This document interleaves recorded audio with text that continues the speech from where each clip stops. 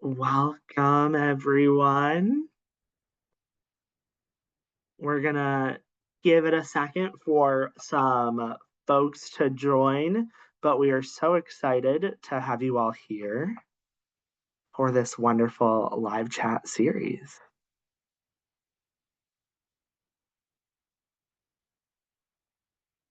Alrighty, so we're gonna get started. My name is Kenny Allard. I am the assistant director for orientation and student onboarding here at Bentley.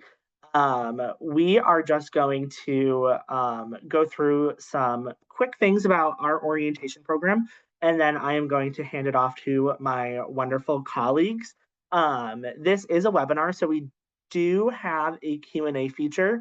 So if at any point you have a question about anything, pop it in the Q&A function, and at the very end, we have some time for questions. So we will go through that and answer anything that you have. But hopefully our wonderful partners on this call answer them for you. All righty. So, what is the New Falcon experience? So the Bentley University New Falcon experience is more than just an onboarding process. It is a holistic journey designed to empower students at every step of the way by focusing on academic, social, and personal development. We ensure that every student is equipped to excel, engage, and make the most out of their university years. This program is built on three pillars, which you see on your screen. So preparation, support, and connection. How can we prepare you for life at Bentley, academic success, and course selection, and literally preparing essential tasks that all new students need to accomplish? Through support, we know that this process is new for everyone, so we are here to help you along the way. This includes a variety of resources, weekly communications that we send out, and a centralized way to ask questions via the New Falcon question form. And most importantly, we want to ensure that you have the opportunity for connection with your new community. And that is just so important. We know that connection leads to belonging. And when people feel a sense of belonging, they are more likely to succeed. You all were selected to join this community for a reason, and we want you to find your little piece of home here at Bentley. So we have some ways that you can connect via our Instagram and New Falcon Networking. Awesome. So we have just some important tasks for folks to be thinking about. So on, so these are actually wrong, but that is okay. I just want to update you all on some new Falcon tasks for the month of July and August. So we have course registration coming up, so keep an eye on that as well. Housing will be sent out soon, being our residential center. So make sure you keep an eye out through your Bentley email as well for that, which is so exciting to find out where you're going to live, who your roommate's going to be. We have some self-guided learning courses as well that you'll need to complete before you move in. And then last but not least, move-in is on August 28th. So we're really excited to welcome you all onto campus. The only exception is we have some pre-arrival programs that are also happening. So your student might be moving in a little bit sooner. And if you haven't heard from those specific offices for those pre-arrival programs, you should be hearing from them soon. They are gearing up, ready to welcome you all into campus for those programs. All right. And last but not least, we have some orientation goals that we want to quickly highlight. So it's important to note that orientation quite literally looks different in every institution. So you may have friends or other students talk about a day-long program, an online program. Some have a summer program, but at Bentley, we have a tiered program where we have online orientation in June, self-guided content to prep for course registration in July, followed by some community-based modules that will be opening up in August. From there, we have virtual meet and greets with your OL the Sunday before you move on to campus, and then our big on-campus program. So we have a welcome and an orientation program for our international students that begin on the 26th of August, with our full university program beginning on August 28th. Our program is meant to prepare you for university life, your academic career, understanding your rights and responsibilities as Bentley Falcons, and opportunities for engagement, and of course, a lot of fun. So now I'm going to turn it over to our Office of Student Development, Conduct, and Care. Thank you so much, Kenny. My name is Liz Cassane, and I'm the Director of Student Development, Conduct, and Care on campus. And I am so excited to share a little bit about our office and have my team explain kind of some of the ways that we will connect with your students throughout their time at Bentley. Um, Next slide, Kenny. Thank you. So at other institutions, if you have students elsewhere, if you have friends elsewhere, student development, conduct, and care is a unique combination of functions within a student affairs office at a university. In many other places, it might be kind of all coupled within a dean of students office. It might be separated as care, being student support services, behavioral concerns, and then student conduct. But at Bentley, we have continued to recognize that over time, our students, who are very much human beings, are having a development along with the rest of the world. It's hard, being in a new space, transitioning, making new friends, getting to new classes, kind of that adjustment period, it can be hard. And that is the same for any human being out there, not specific to any of our Bentley students. As they go throughout their time at Bentley, they will continue to develop even more and gain some of those maybe resiliency skills, bounce back skills. But student development, conduct, and care is there with them throughout their entire journey, really, so that we can support them and be some of the loudest ones cheering as they walk across that graduation stage. In basic terms, our goal is to help them overcome any sort of difficulty, obstacle, sadness, happiness, whatever it may be that a student could be looking for in terms of support, and to be there with them throughout their time at Bentley again. As a team, we work together to really balance that accountability with care in the most basic sense. Um, Again, given the world around us, I think humans more and more within the last, I'll call it even 5 years, have really had a difference in showing what is behavior. What does that look like? What is the motivation behind it? Where does it stem from? And so myself, Erin, and Melissa, who I will turn this over to shortly, have the opportunity to really work with a student to really identify what's really going on, what they really may be looking for, and how we can help them overcome it. Ideally, so that when our students do graduate and leave the nest, they can take some of these kind of lifelong skills with them as they go. So our charge together is to help remember the students are here to develop, to trip up, to make mistakes, to kind of experience some difficulty, and also to learn how to ask for help and to seek resources and to benefit from them as we go.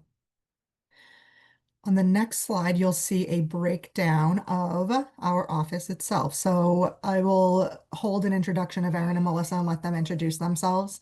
But outside of the three of us, we are very much supported by Cindy Q, who is our Senior Administrative Assistant, and Curtis Dugar, who is our Associate Dean of Conduct, Care, and the Residential Center. So we partner very closely with all offices on campus, but in particular, given our ratio of residential students, we partner very heavily with our residential center team as well. We also have student conduct assistants. There are eight undergraduate, one rising graduate student on our team for the upcoming fall. But Melissa will explain a little bit more about them and their role, but they are a pivotal part of our team, and also keep us on our toes with some good jokes and humor in our office every now and then. I will now turn it right over to Melissa. All righty. For the next slide, Kenny, please. Perfect. So a little bit about, well, I guess I'll introduce myself first. So my name is Melissa Henriquez. I am the Assistant Director of Student Conduct and Development on campus. So a little bit about our student conduct system. You'll see here a chart, which I'll explain shortly. But essentially, similarly to what Liz shared, the purpose of the student conduct system is simply to hold students accountable, and in holding students accountable, creating a safe campus and a conducive campus for students to be students here. So we very much believe that students should should be responsible for their actions and grow from them. And when we speak to students, we kind of tell them, like, this is your opportunity. You're speaking to us here, our Bentley staff, whether it's myself, Liz, or a residential center professional staff member, a hearing officer. You're getting the opportunity to speak to us rather than in the real world. You might be speaking to someone else if you make these types of mistakes. And so we really, our intention is to be educational in however we can with the student.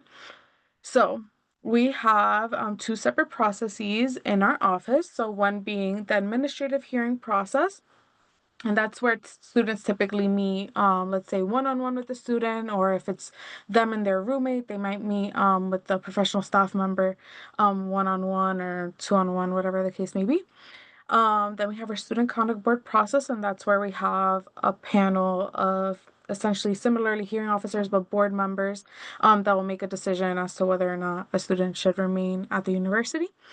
So when our office receives a report of any alleged policy violation, we review the report and then we assign it a level. So the levels are based on severity of the incident and simply just the context of the incident. So for each level, there is the highest sanction that we can give to a student. So that's what helps.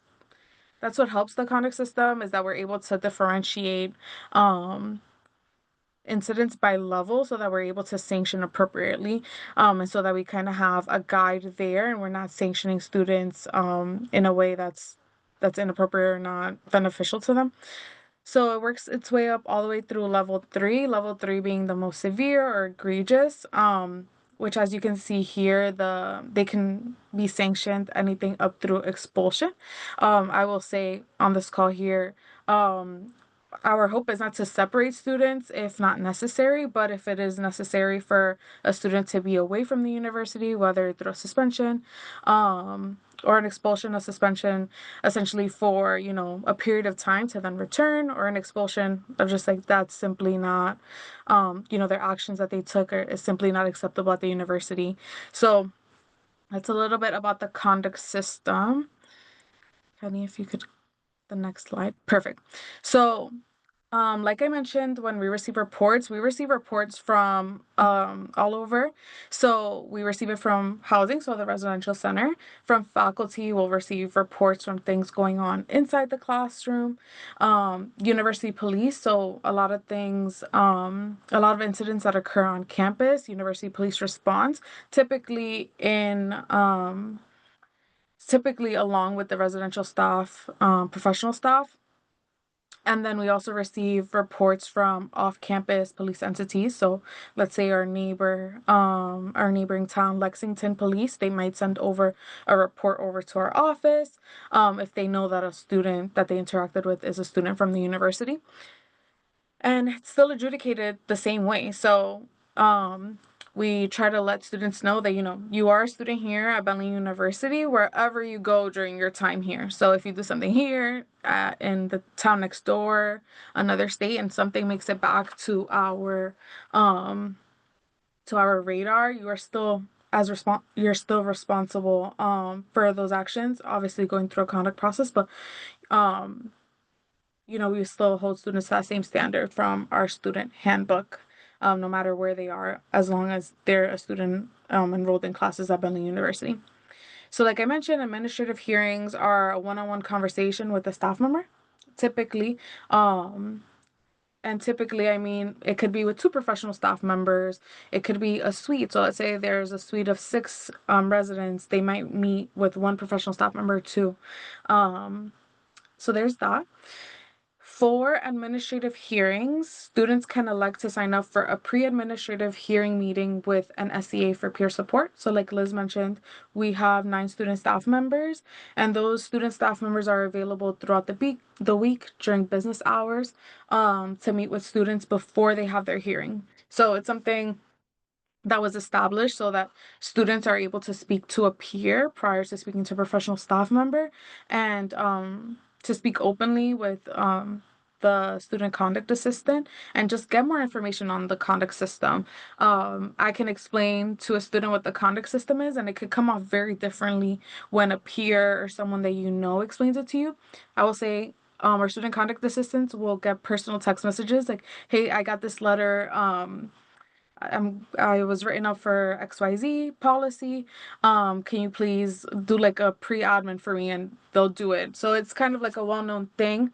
And students elect into it a good amount. And we see that students that do elect into having a pre-administrative hearing usually go into the meetings a little less anxious and more calm, and are able to speak to the things that are being asked of them, hopefully in an honest manner, because that's the advice that's given to them when they meet with an SEA.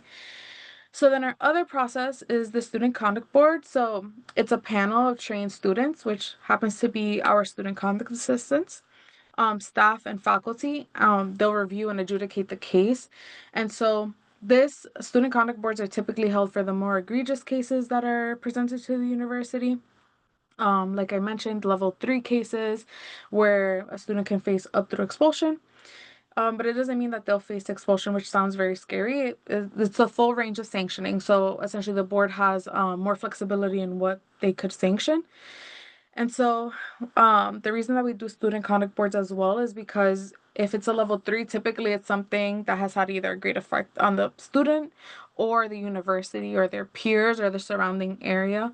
Um, so we would rather have a panel of people make a decision as to what the sanctioning should look like moving forward. And it also allows the students to have good conversation with members of the university, from across the university, right? So they're not just speaking to me from student conduct.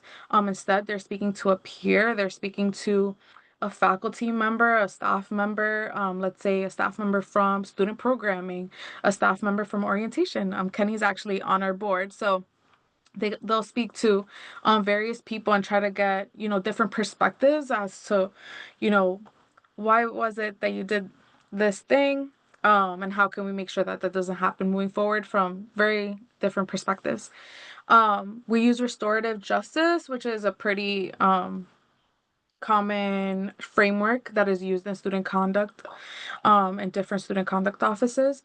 So essentially, in the plainest terms, it's we are trying to focus on how we can restore or repair any harm that was caused, let's say, to the student themselves, their classmate, another staff member, faculty member, um, and then just rebuilding trust within the community. So our hope is that the process isn't punitive and that it's educational in the sense that we're able to rebuild that trust, and the student is able to do something in regards to sanctioning, whether that's meeting with a professional staff member that's a mentor moving forward for a couple of meetings. So let's say we might pair a sanction might be pairing a student up with another professional staff member on campus or a faculty member.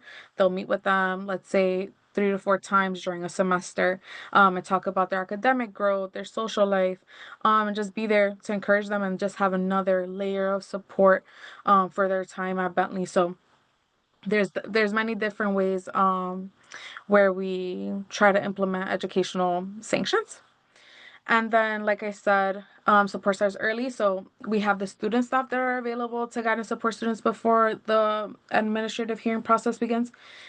And as well for the student conduct board, we might involve a student conduct assistant, but typically Liz and I will meet with the student and make sure that they're prepared to go into that hearing with the panelists and do as much as possible to prepare them for that. So there's that about the student conduct process.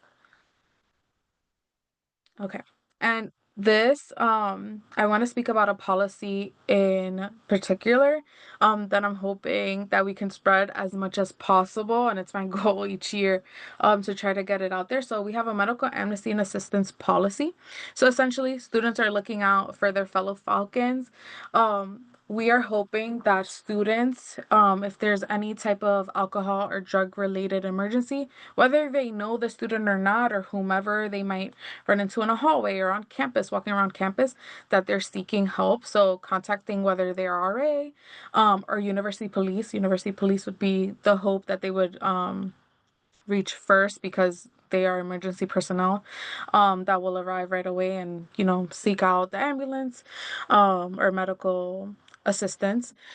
So the hope is that students will call for help for whomever is intoxicated, whether under alcohol or drugs, and then they won't face any conduct charges. So the student that is facing the emergency, as well as the reporting party, would not face any conduct charges for alcohol or drug use. If there's some type of other policy allegation or violation that we find concerning, we might adjudicate that.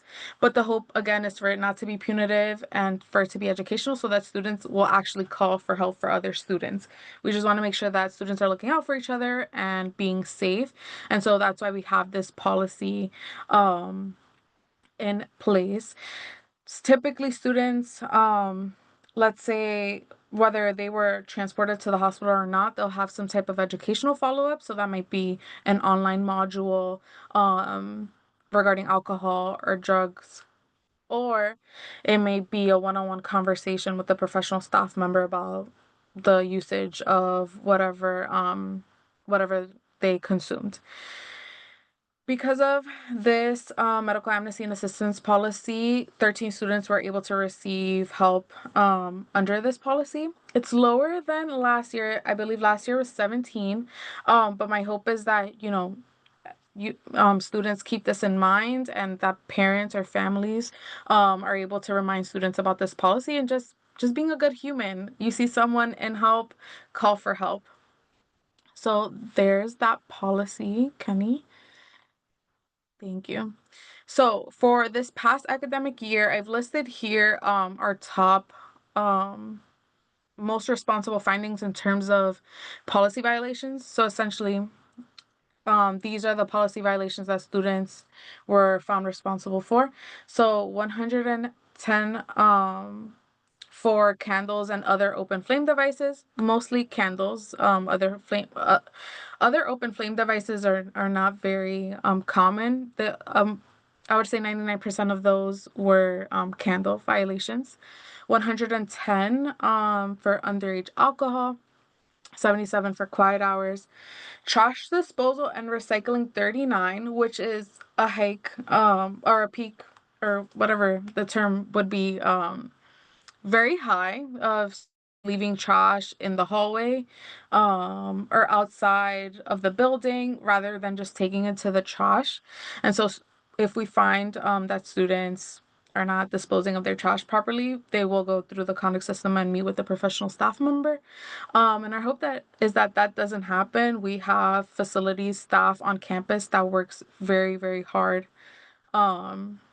to make sure that we have a clean environment. And so having trash in the hallways is simply unacceptable. And so very surprising number there. And then 35 for accidental fire alarms. They happen mostly in the apartments area where students are cooking. They might burn their steak and forget to open a window or whatever the case may be. So there's that. So in total, we had 333 incidents this past academic year with 722 unique students involved, which means that some students went through the conduct system for different incidents. A couple of them did. There were 682 administrative hearings. So a majority of our incidents went through an administrative hearing process.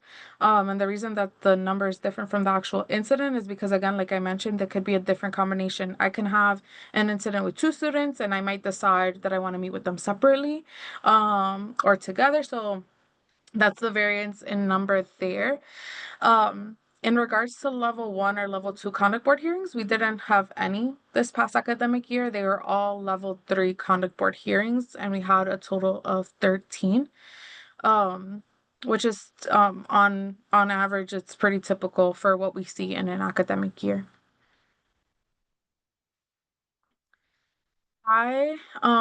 We like to include this for our presentations that we do with anyone, really. Documentations involving alcohol. So this begins in 2014 through this past academic year. And as you can see, there's a big decline in incidents involving alcohol.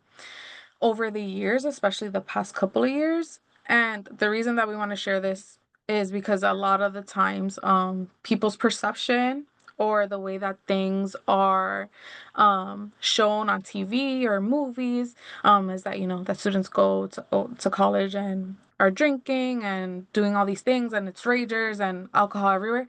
Um, that's not the case, simply not the case. So we want to show this. I just have this here. I think it's a pretty good representation of what we've seen this past couple of years and just in general how college culture has shifted over the past decade. And then I'm going to hand this over to Liz for this slide. Thank you, Melissa. One piece that is within the prohibited items for those under 21 that I did want to mention, just coupled with our data related to alcohol. It is not to say that there is not alcohol present on our campus. I think the thing that we collectively across the university have been trying to normalize is the way to, again, seek assistance when needed, and to look out for a friend when needed. We are part of, or we follow, the what's called the Drug-Free Schools Act, and that is followed by most colleges and universities that receive federal funding anyway. Within that, we have a legal obligation to report any statistic or any notice that we get of any crime, inclusive of underage alcohol. And so a lot of what you saw on the chart related to alcohol does happen to be underage violations and students who are under 21, but not always. It's not always the case that, a student who is 22 may not have an interaction where they need assistance or help as a result of alcohol, by any means. But we often explain to students, the kind of response to, well, I only had that one beer. I'm so pleased that that student is not medically unwell. However, again, as recipients of federal funding that then goes to students in scholarship dollars, we have an obligation to report any and all crimes, including underage alcohol. And that is all managed actually in partnership with our university police team. Separate and apart from that, regardless of age, things that are prohibited in all residence halls. Um, this is pretty standard to what you will find in many campuses in terms of residential living. We worked with our fire safety manager and facilities management earlier this spring, actually, to really look at what our list was and update each kind of bullet point on here that makes sense for the style of living that we have at Bentley University and that matches within the state of Massachusetts fire code. Melissa spoke before about the candle violations being the most that we had this academic year, 110 candle violations. I love candles just as much as the next person. Unfortunately, that is a piece of the fire code that cannot be within the residence hall setting. And so that's an example of probably one of the most common prohibited items that we interact with on campus.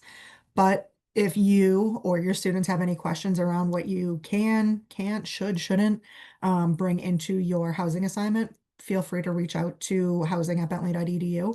And then also looking at the virtual residence hall tours could be helpful to just get a sense of what does the space look like to know what might I even need. And then some of these things on here might fall off your radar anyway. But again, don't hesitate to reach out. We would rather talk to a student beforehand to say, no, unfortunately, that style of an air fryer is not prohibited, but how about this one instead? Before we get to campus and then have kind of the position where a student might have to dispose of an item that they purchased. We work with facilities management and then the residential center to conduct semesterly health and safety inspections. And that is done very much for the health and safety of our physical property on campus, in addition to our students and faculty and staff. The health and safety inspections are generally pre-notified, at least during which week or which set of weeks they'll take place. So they're not meant to just get students by any means, but it really is to preventatively keep our facilities in livable form for all of our community members. And with that, I believe we will turn it next over to Erin. Hi everyone, thank you for joining. So I work within our office alongside of Liz and Melissa. I'm Erin Shea and I am our Associate Director of Student Support Services here at Bentley. And today I'm going to be focusing on sharing about a wonderful resource available to your students and also to you called our Care Team. So I just wanted to start too by saying that we recognize it can be a really exciting time as your student prepares to join us here at Bentley, but it can also feel overwhelming, it can feel scary, and that those feelings are normal. We acknowledge that in addition to your student feeling those things, you may also be feeling those things.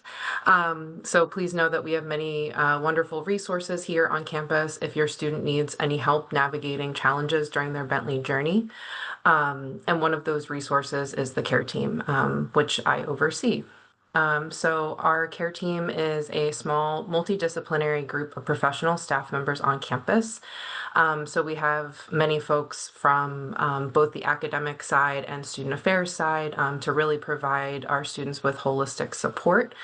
And the members that are identified on our care team, we meet weekly to discuss any referrals we receive, any ongoing outreach to students, and really make plans for holistic support of students for any challenges that we might be aware of. So our goal is to connect students with essential resources to effectively navigate any sort of personal difficulty that they might be experiencing.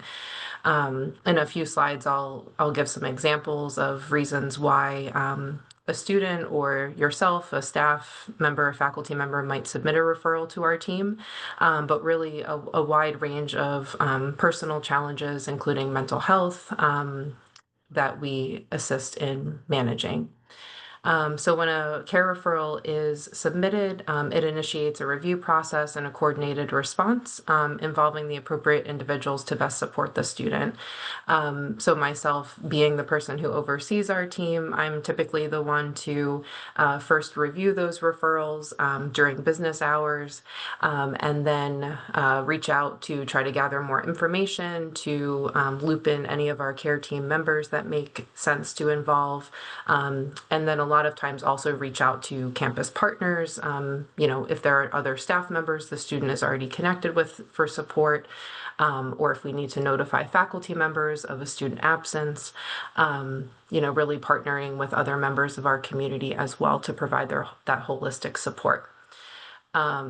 And something I wanted to highlight, I mentioned reviewing those referrals during business hours. So please know that while we are here as a resource, those referrals are only checked, during business hours, which during the academic year is Monday through Friday, 8:30 to 4:30. And typically we follow up within a couple business days. If you or your student or anyone has an immediate concern for a student's physical health or mental health, we would want you to call University Police, who is available 24/7, and their number is on the screen. Also on the screen is the link to our care team, which you can use that link or just Google Bentley Care Team and we'll pop right up. This is a photo of all of the lovely folks who were on our team this last academic year. So as I said, the identified members of our care team are those who are in our weekly meetings, really, triaging, coordinating outreach to the referrals that we receive. But really, we utilize staff, faculty, you all as family members and support systems for our students. We use many other folks too to coordinate that follow-up. And then listed below the photo are the offices that the folks on the screen represent. So again, a wide range of staff members from academics as well as student affairs. Next slide. And then this is just some brief data from last academic year. My hope in sharing this, I always include just the total number of referrals and the number of students. My hope is that you see this and our students see this, our community members see this, and realize that, if a student needs support, they are certainly not alone. And we really want to break down that stigma of reaching out for help. It's been hard to be a college student. The past couple years, especially hard to be a human being. As Liz and Melissa were saying, we acknowledge that students are humans, and that sometimes they need assistance in managing something that they're going through. So whether it comes out in a way that brings them to the attention of conduct or another office on campus. What is at the root of the work that we do is really caring about students and wanting to know, what truly is going on so that we can help. So again, if your student needs support, please know that they are not alone and that we receive a lot of referrals throughout the academic year. So almost 400 last year, which was a record in the time that I've been at Bentley, which is 8 years. And a little over 300 students. So similar to conduct, sometimes there are students that are referred to our team multiple times, and sometimes a referral lists multiple different students. So that's, the discrepancy in those numbers there. The top area of concern, which I don't think is surprising, just given, again, how difficult it can be to be a student, to be a human these days and navigate, the college environment as well as the world environment. Our top area of concern referred to our team was related to mental or emotional health. So I'll share some examples on the next slide. But some examples for this category could be if a student needs to take time away from Bentley for mental health treatment, if a student is managing any symptoms of a mental health condition, if they are just dealing with something really difficult in their life, and that's bringing up understandable emotions. Such as, the illness or a loss of a family member or a close friend. Those are things, unfortunately, that a lot of our students might experience during their time at Bentley, and things that we are really here to, again, provide holistic support and help them continue as students if that's what is feeling, best for them and what they want to do. Or if they need to step away from Bentley for a semester or for more than a semester, there's a process that I assist in overseeing as well called the leave of absence process. So if a student needs to take time away to focus on their health or other things going on in their life, that's something that we can, assist with and talk about as well. Also similar to, conduct and different reports that they receive, referrals that are submitted to our care team are really submitted by a wide range of folks across campus as well. So the most referrals last year came from staff, which I think is not surprising, kind of given the composition of our team being all staff members and also just the close relationships that we also have with students. Faculty submits many referrals as well, given that they are seeing students multiple times throughout the week. And if they don't see a student because of our small class sizes and how closely faculty interact with students, they really notice and will often try reaching out to the student directly. But if they're not getting a response back, if the student has been out for, say, multiple class periods or a week, 2 weeks, they usually reach out to us, and or if the student shares with the faculty member directly something really difficult that they might be going through at home or trying to manage on campus, that is a reason why faculty might reach out as well. A fair number of students also reach out to us. I think, again, given this culture that are emphasizing here at Bentley of looking out for each other and really wanting to care for oneself and also those around, students might submit referrals for friends, roommates, residents if they're an RA on campus, orientation groups if they're an orientation leader. We, have a lot of orientation leaders submit at the end of the summer, beginning of the semester, teammates, people in their organization on campus. So our students really do look out for one another and notice when something might be going on with a peer. And family members and friends as well. So the number of referrals last year received from a family member or friend was pretty low. But that's not to say that we don't work very closely with identified emergency contacts of students, family members of students. So again, please know that we are here as a resource to partner with you in supporting your students. So whether it is you directly submitting a referral or you get a call from myself, Liz, Melissa, another staff member on campus about your student, please really know that, we care about them, we care about you, and recognize how tough it can be to be apart from them and trying to support them from afar, or if your student is living at home, just this different stage in their life that they're entering. So we really do want to partner with you and to identify how we might be able to be of support. And just something, again, helpful that I like to share with all audiences that we talk to, just having a sense for when the most referrals we receive. So this typically is representative of when our students might be managing a high amount of stress, which we get a lot of referrals, particularly in the first semester, so the fall. Just given that adjustment period, of our new students starting and adjusting to life at Bentley.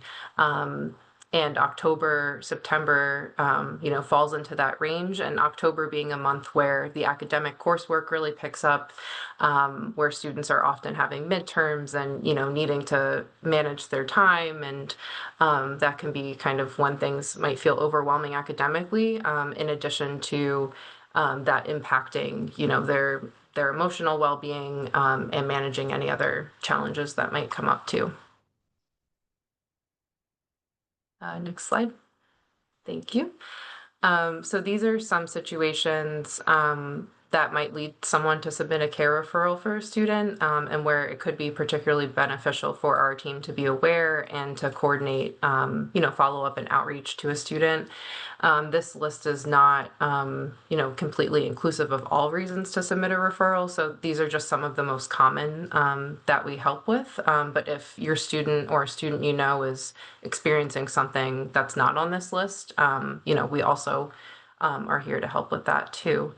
So I mentioned a lot of these, but a couple that I just wanted to kind of focus in on is, I know I mentioned, with mental health, and this goes for physical health as well. If a student is needing to take, a week, 2 weeks, or sometimes more time away from campus, in addition to managing the health challenge that they're going through, we acknowledge that that can have, an impact on their academics and their ability to stay a student at Bentley. So that's where, I know I mentioned leave of absence before. That's sometimes an option that our students need or want to pursue. And that can be a situation in which we work especially closely with the student and, faculty members, other staff members on campus, as well as the students, identified family members of support. Or if the student, after time away from campus, managing their health needs, is in a space where they're ready to come back and rejoin us for the semester, that can also be a time where we work closely with family too, to help the student reintegrate to campus life and make sure that they're feeling supported. So in both of those situations, myself and other members of our team work really closely with students. So again, if you get a call or an email from me, and your student is going through that, or anything else on this list, really, just know that, again, your student's not alone, and that we really want to partner with you as their identified support. Next slide. So these are just a kind of separating and, reminding situations in which it's appropriate to submit a care referral versus times where it is appropriate to call our emergency personnel. So again, if your concern for a Bentley student is urgent, so if you have an immediate concern for someone's physical or mental health, please call University Police, who's available 24/7. Our students also receive information about additional resources that are available 24/7, and these are accessible on at least our care website and other Bentley websites as well. But our counseling center has mental health support outside of regular business hours as well. So if a student needs to connect with one of their after-hours clinicians, they can call the main number for the counseling center and follow the prompts to get connected to a clinician after hours. And then in addition to that, on nights and weekends, Bentley always has at least one professional staff member through the residential center on call to support students. And they can be reached by calling University Police and asking for the administrator on duty. So just wanted to make sure that you are aware and your student is aware of those. And then again, if you ever have a non-urgent concern about a Bentley student, or if your student has a concern, for a friend, a roommate, teammate, another peer on campus, we encourage you or them, to first check in with that student if they're feeling comfortable, or for you to check in with your student. Refer to any resources on campus that you might be aware of, and then submit a care referral if the concern is significant, or if additional support is needed, or if it just feels like it would be helpful to share that with us. And then on the side of the screen, I wrote, when in doubt, reach out. So we want you and our students to know that nothing is ever too small for us to help with. And we really want students to, be proactive and reach out before things feel really overwhelming. So no matter how small something might feel, please reach out and we are here. Thank you. Awesome. Thank you all so much. I am gonna stop sharing my screen now and open it up for any questions that anyone may have in the chat.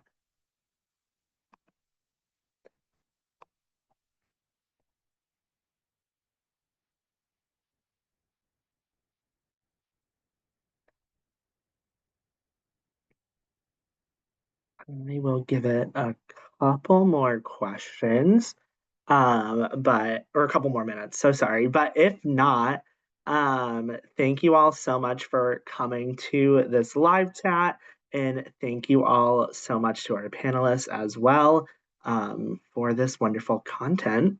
And if there are no questions, we really look forward to seeing you or your student here, literally in about a month. It's crazy that it's coming so soon. But all right, thank you all so much. We hope you enjoy your summer and see you so soon. All right, bye everyone.